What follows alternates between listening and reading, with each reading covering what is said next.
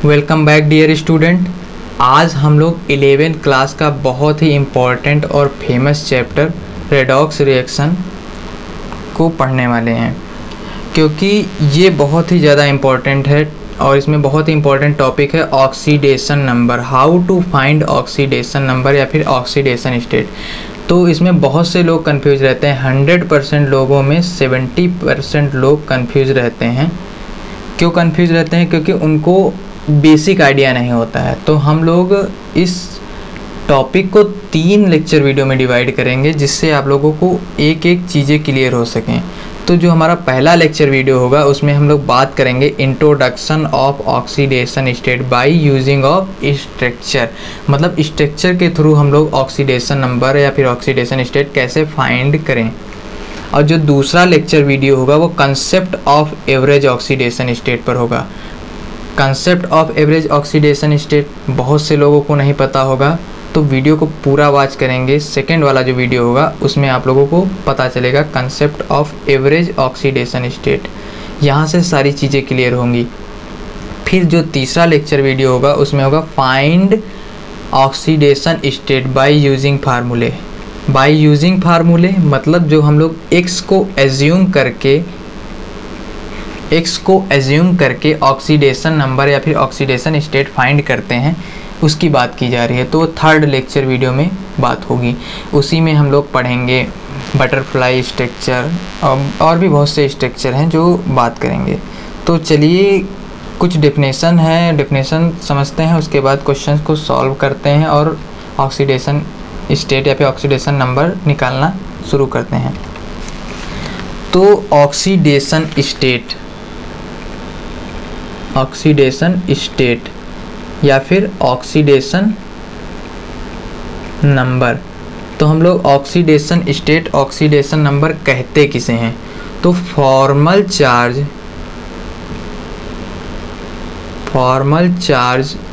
On an atom, formal charge on an atom in अ स्पीसी, मतलब किसी atom में जो भी चार्ज होते हैं उन चार्ज को ही हम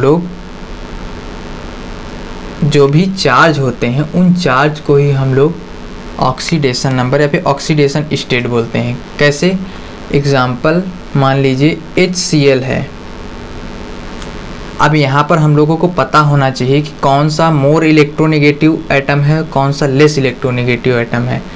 तो जो क्लोरीन है ये मोर इलेक्ट्रोनेगेटिव एटम है। कैसे पता चला? अभी हम लोग ऑर्डर बताएंगे इसका। और जो हाइड्रोजन है वो लेस इलेक्ट्रोनेगेटिव एटम है।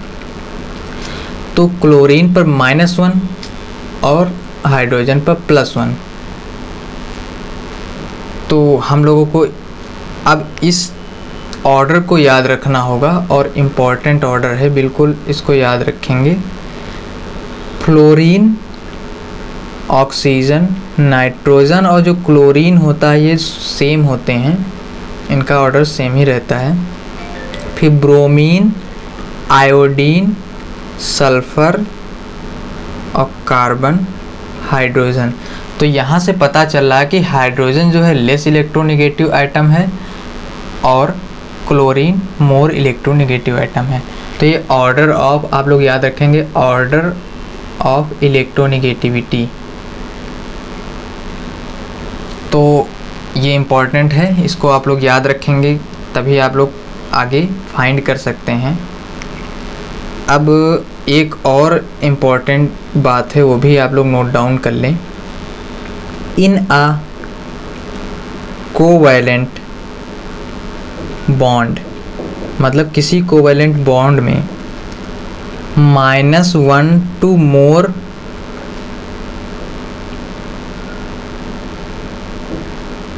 इलेक्ट्रोनेगेटिव एटम, मतलब किसी कोवैलेंट बॉन्ड में जो -1 होगा वो मोर इलेक्ट्रोनेगेटिव एटम होगा, जबकि +1 इज लेस इलेक्ट्रोनेगेटिव एटम।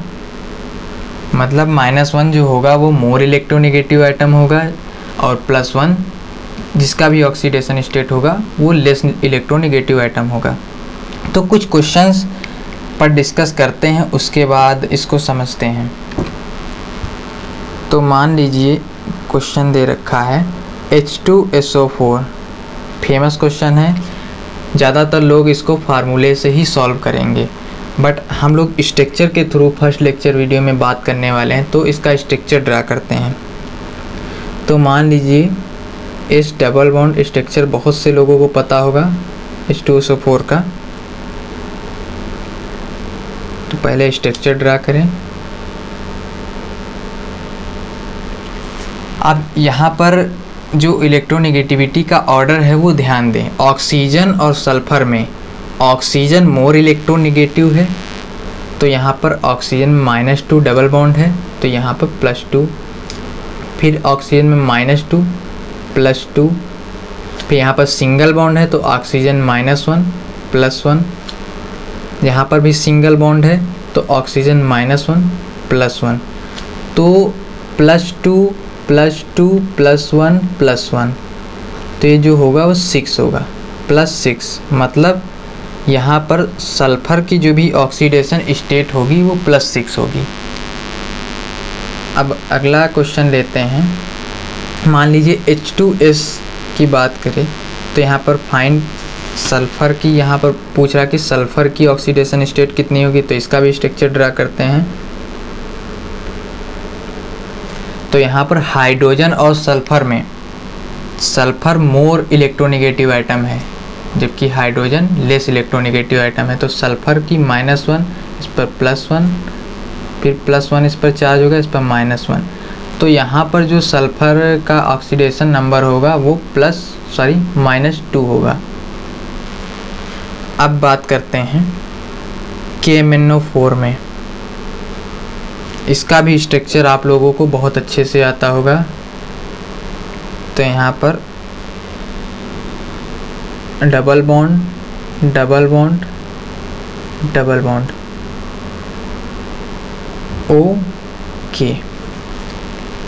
तो यहाँ पर Mn और ऑक्सीजन में ऑक्सीजन मोर इलेक्ट्रोनेगेटिव आइटम होगा, तो -2 +2 -2 +2 -2 +2।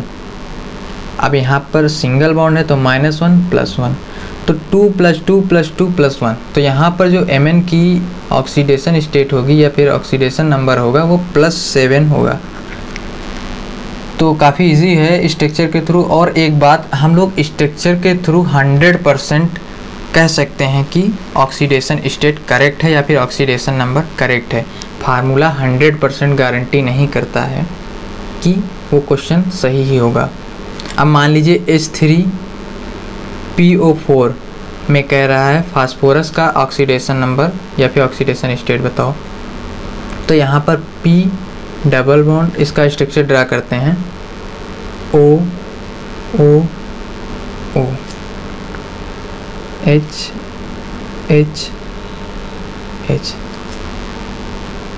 तो अब यहाँ पर देखिए, यहाँ पर डबल बॉन्ड है और फास्फोरस जो है ऑक्सीजन से कम इलेक्ट्रोनेगेटिव आइटम है, तो मतलब less electronegative item, oxygen more electronegative item, तो ऑक्सीजन पर -2 फास्फोरस पर +2, यहाँ पर -1 +1 -1 +1 -1 +1, तो 2 + 2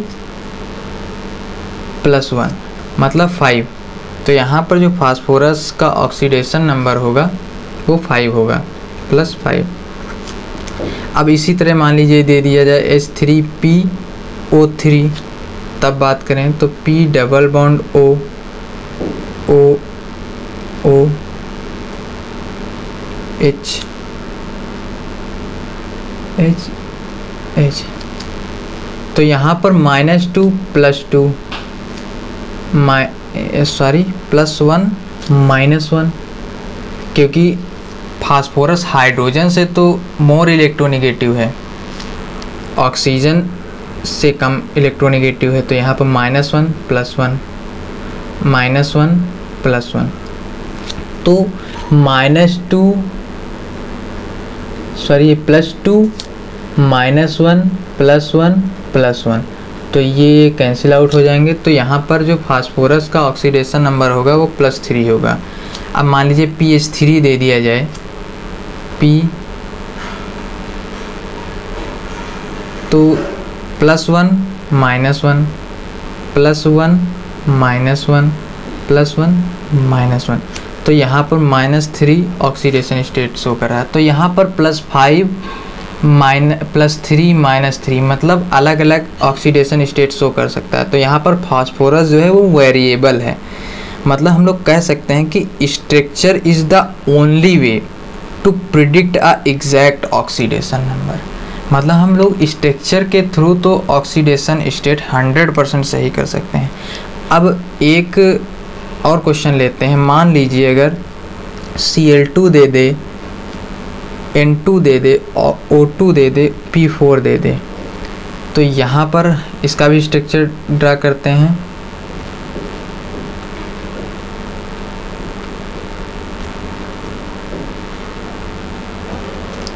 ये भी काफ़ी अच्छा क्वेश्चन है, ज़्यादातर लोग इस क्वेश्चन में भी कंफ्यूज रहेंगे।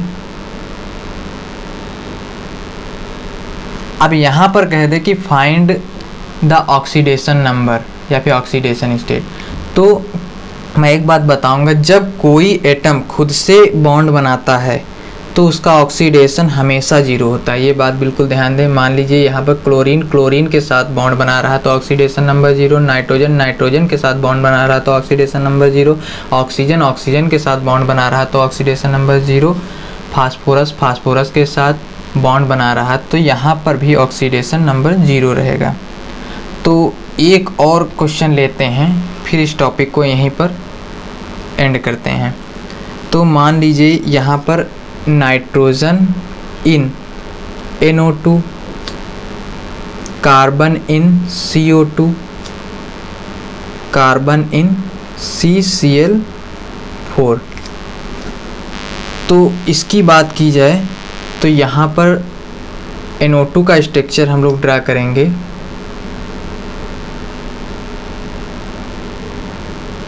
और CO2 का,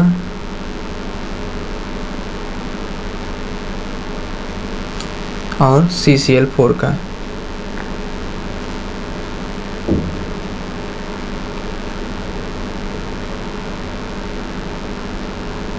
अब यहाँ पर ज़रूरत पड़ती है ऑर्डर ऑफ इलेक्ट्रोनेगेटिविटी की। तो यहाँ पर ऑक्सीजन और नाइट्रोजन में सबसे ज़्यादा इलेक्ट्रोनेगेटिव आइटम होगा ऑक्सीजन, तो -2 +2 -2 +2। तो यहाँ पर जो नाइट्रोजन का ऑक्सीडेशन नंबर होगा वो होगा +2 +2 +4। अब यहाँ पर बात करते हैं कार्बन और ऑक्सीजन में, क्योंकि FON, तो कार्बन और ऑक्सीजन में बात करते हैं कि कौन सा मोर इलेक्ट्रोनेगेटिव है। तो oxygen more electronegative, carbon less electronegative, oxygen more electronegative, carbon less oxygen electronegative. तो यहाँ पर +4 हो जाएगी कार्बन का ऑक्सीडेशन नंबर। अब Cl और कार्बन की बात करते हैं तो यहाँ पर भी क्लोरीन जो है वो मोर इलेक्ट्रोनेगेटिव, जबकि कार्बन लेस इलेक्ट्रोनेगेटिव। तो ये -1 तो यहाँ पर +1 +1 +1 +1। तो इसकी भी जो ऑक्सीडेशन स्टेट होगी या फिर ऑक्सीडेशन नंबर होगा वो +4 हो जाएगा। तो इतना आप लोगों को समझ में आया होगा।